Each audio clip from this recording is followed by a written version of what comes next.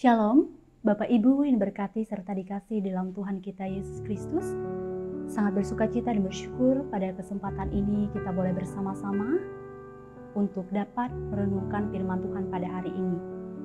Hari ini yang menjadi dasar perenungan bagi kita semua, yaitu dari Lukas pasal yang ke-11 ayat 5 sampai dengan ayat yang ke-13. Lukas pasal yang ke-11 ayat 5 sampai dengan ayat yang ke-13 dengan perikop hal berdoa.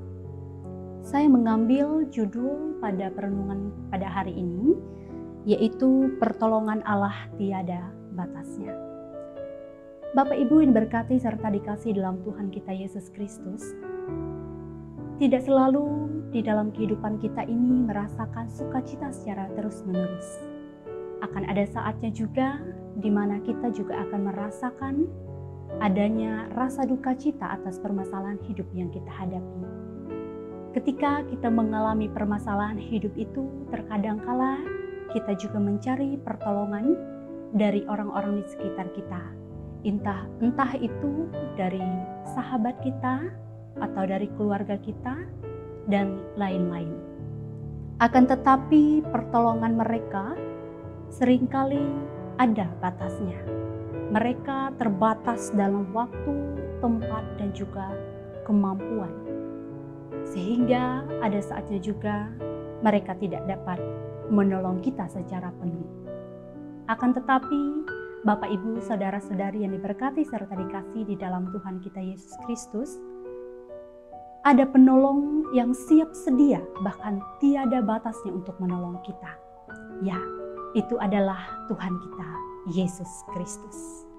Yesus selalu menolong kita tanpa adanya batasan. Artinya, Ia sanggup menolong kita, Ia sanggup menopang kita dalam segala hal. Baik, kita merenungkan dalam ayatnya yang ke-5 sampai dengan ayatnya yang ke-6 dari nas firman Tuhan pada hari ini.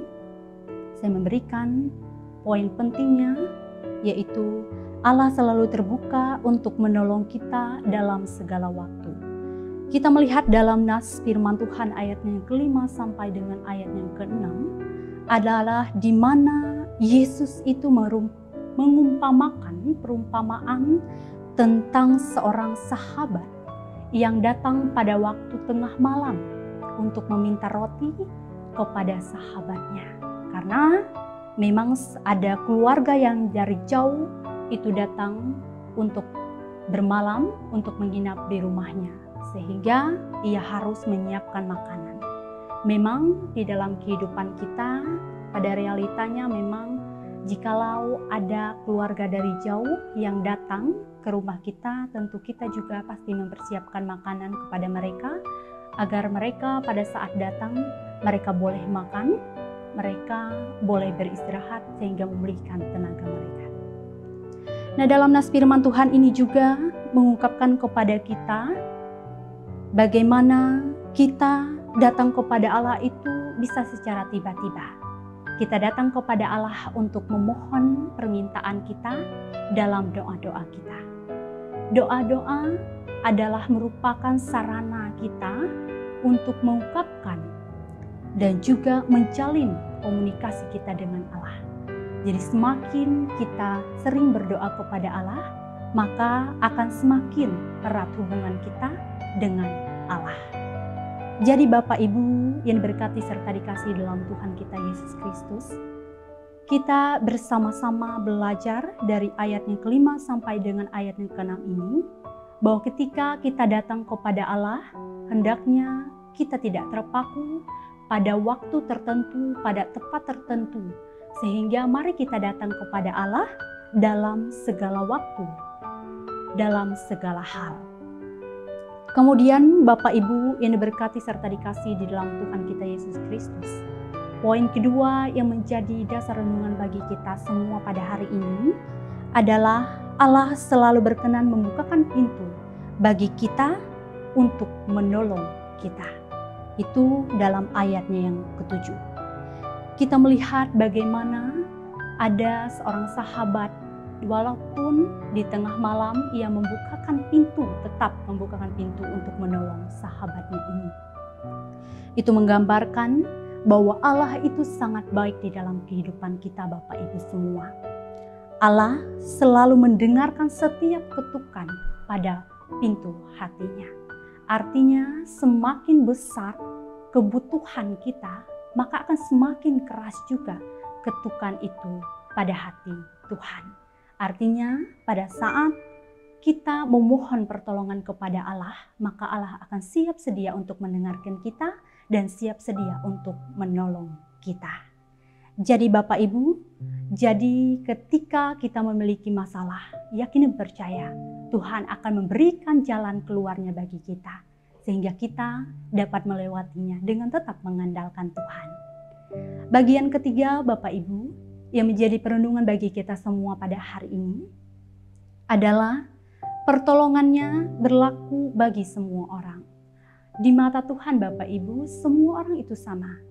Yesus tidak memandang apa itu status sosialnya, walaupun ia kaya ataupun miskin, apakah dia muda ataupun tua, Allah tetap setia untuk menolongnya.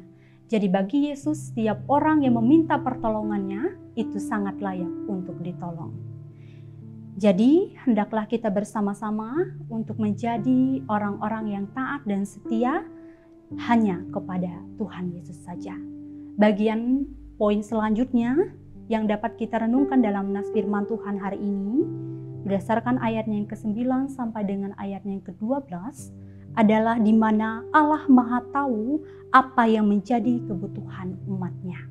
Jadi Bapak Ibu sekalian, Allah akan selalu memberikan kepada kita hal yang terbaik.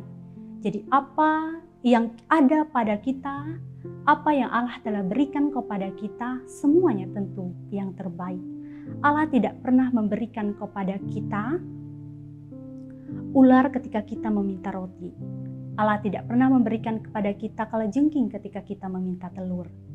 Sebab Allah Maha mengetahui apa yang menjadi kebutuhan kita. Jadi tetaplah percaya kepada Allah, kita meminta, kita juga akan menerima. Ketika kita mencari, kita akan mendapatkan. Ketika kita mengetukkan pintu, maka pintu akan dibukakan. Mungkin barangkali ada hal yang membuat kita untuk menjadi penghalang bagi kita untuk datang kepada Allah. Akan tetapi Allah tidak membiarkan hal itu. Allah pasti akan membukakan jendela bagi kita untuk datang kepadanya. Jadi tidak ada hal yang dapat menghalangi kita untuk datang kepada Allah. Bagian terakhir yang dapat kita renungkan dalam nas firman Tuhan pada hari ini adalah pemberian terbaik yang Tuhan berikan kepada kita tidak selalu melulu tentang berkat Tuhan. Akan tetapi yang dijanjikan oleh Yesus diberikan kepada kita adalah Roh Kudus itu. Roh Kudus itu adalah pribadi Allah sendiri yang diam dan tinggal dalam jiwa kita, yang mengatur seluruh kehidupan kita, sehingga kita boleh hidup dalam jalan kebenaran Tuhan, bahkan kita boleh mendekatkan diri dengan Allah. Jadi, berikan ruang bagi Roh Kudus itu untuk dapat berkuasa, bertahta, dan berdaulat atas seluruh kehidupan kita. Jadi Bapak Ibu semua yang diberkati dan dikasihi oleh Tuhan kita Yesus Kristus, hendaklah kita bersama-sama untuk meyakini dengan iman dan harapan kita bahwa apapun yang kita alami, apapun permasalahan yang kita hadapi, Allah tetap setia untuk menolong kita. Allah tidak pernah meninggalkan kita sendirian, sebab Allah akan selalu menyertai kita. Jadi Bapak Ibu, mari kita bersama-sama untuk menjalinkan hubungan dengan Allah. Salah satunya adalah dengan kita berdoa kepada Allah. Doa kita akan semakin Tuhan dengar apabila itu adalah sesuai dengan kebutuhan kita dan sesuai dengan kehendak Tuhan. Amin untuk firman Tuhan pada kesempatan hari ini. Mari kita bersatu di dalam doa untuk menutup firman Tuhan pada hari ini. Kita berdoa. Bapa dalam kerajaan sorga, kami bersyukur dan terima kasih kami Tuhan. Engkau memberkati dan menyertai di dalam kehidupan kami. Kami yakin percaya bahwa pertolongan itu tiada batasnya dalam kehidupan kami. Bahkan dalam masa kekelaman pun kami tidak pernah sendiri, sebab Engkau Allah yang akan selalu menuntun kami, yang akan selalu menopang dan menghibur kami. Jadikan kami Tuhan menjadi anak-anak-Mu yang tetap setia, yang tetap mengandalkan Tuhan dalam segala hal. Bapa dalam kerajaan sorga, ampuni kami Tuhan. Seringkali kami memohon kepada Engkau berdasarkan apa yang kami inginkan, bukan berdasarkan apa yang kami butuhkan. Kami yakin percaya Tuhan bahwa Engkau pasti akan memberikan yang terbaik kepada kami. Ajarkan kami Tuhan untuk tetap setia dan mengandalkan Tuhan dalam segala hal. Kami menyerahkan Tuhan dalam aktivitas kami, dalam keseharian kami pada hari ini. Biarlah Tuhan yang bertahta dan berdaulat. Engkau memberkati juga saudara-saudara kami, orang tua kami, anak kami terkasih, keluarga besar kami Tuhan, hanya ke dalam tangan penyertaan-Mu saja. Di dalam dan oleh Yesus Kristus kami berdoa dan mengucapkan syukur. Haleluya. Amin.